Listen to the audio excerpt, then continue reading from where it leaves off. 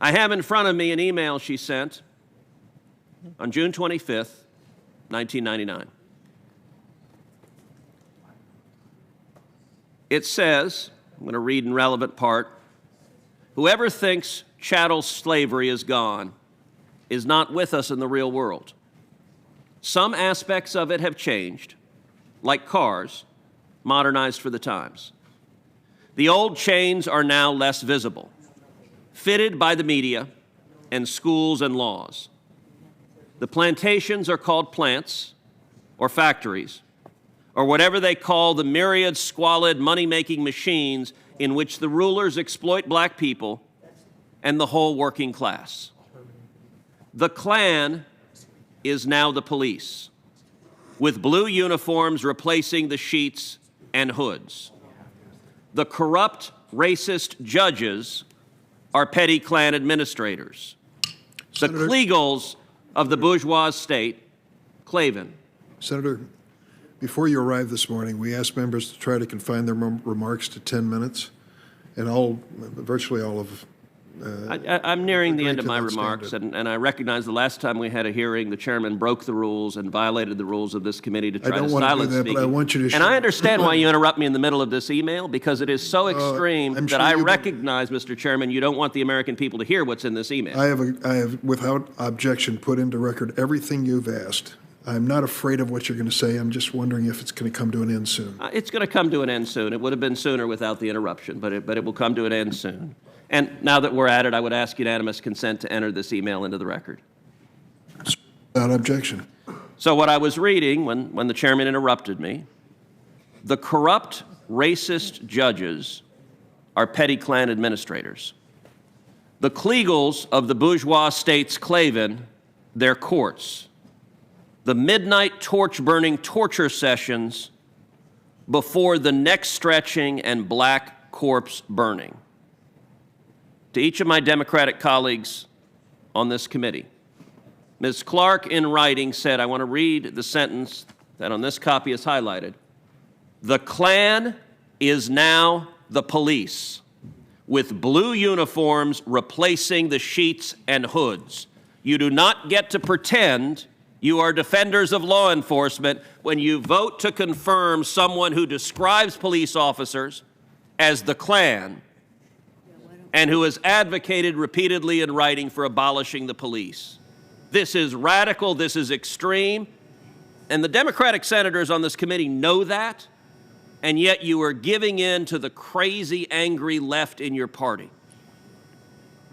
I ask you to pull back. I ask you to think of what your constituents want. How many of your constituents agree with this statement? And to each of you, I suggest be prepared when you return home. The people of Illinois do not agree with the statement, the Klan is now the police, with blue uniforms replacing the sheets and hoods. And this committee should not confirm someone who said such a thing to be a senior official at the Department of Justice. Senator Rono. Senator Blumenthal. Mr. Chairman, I'd just like to respond because the senator from Texas has again mischaracterized Ms. Clark's actual statement. I said that he distorted it when he referred to it in a previous subcommittee meeting. His characterization now is even more of a distortion, used solely to attack the Democratic members of this committee. But I assume Mr. Blumenthal, that my colleagues will review her record, including her explanation to us in the hearing that she attended, and will know what her views are now, what she meant in that article that's been cited, and in fact, in the plain language of that article. And I know that they will disregard his distortions of her record. Thank you. Senator Blumenthal, if I could ask you, what is the distortion? I read verbatim from her op-ed. I read it out loud. Was one word or one syllable of what I read inaccurate? And if it's not, you can't simply say, this isn't true with no facts. Here's the op-ed. Find me She a is not in to the favor contrary. of abolishing the police in the United States of America. That's what she says in writing. She has made clear to us in her testimony under oath. But hold on a second. What you said is it was a distortion to say she advocated in writing abolishing the police. That is objectively true. The words are here. I invite you to read any portion of this and come to the contrary.